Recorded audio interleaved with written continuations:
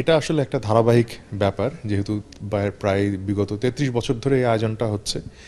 তারই ধারাবাহিকতা আমরা চেষ্টা করছি প্রতিবারই এই ধারাবাহিকতাটুকু ধরে রাখার জন্য, এবং এইবারও আমরা মনে করি যে ধরুন 91টি দেশ থেকে প্রায় 250টি চলচ্চিত্র দেখানো হবে, ছবি দেখানো হবে 245টির মতো।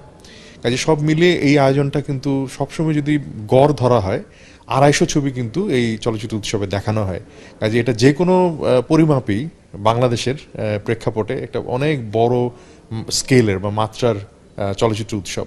কাজে এটা যে অবিচ্ছেদ্য এবং মানে নিরবিচ্ছিন্নভাবে করা যাচ্ছে সেটা অনেক বড় ব্যাপার। এবং আপনারা জানেন যে প্রতি বছরই কোনো না কোনো চ্যালেঞ্জ এসে আমাদের সামনে হাজির হয়। তার মধ্যে অর্থনৈতিক চ্যালেঞ্জ তো আছেই, কিন্তু সেগুলো আমরা সবসময় ডিঙিয়ে উঠতে পারি, কারণ আমাদের যে ভেতরে সংস্কৃতির প্রতি ভালোবাসা এবং চলচ্চিত্রের প্রতি যে আমাদের নিবেদন, সেটা আমরা অব্যাহত রেখেছি এবং আমি মনে করি যে এটা সামনের দিকেও অব্যাহত থাকবে।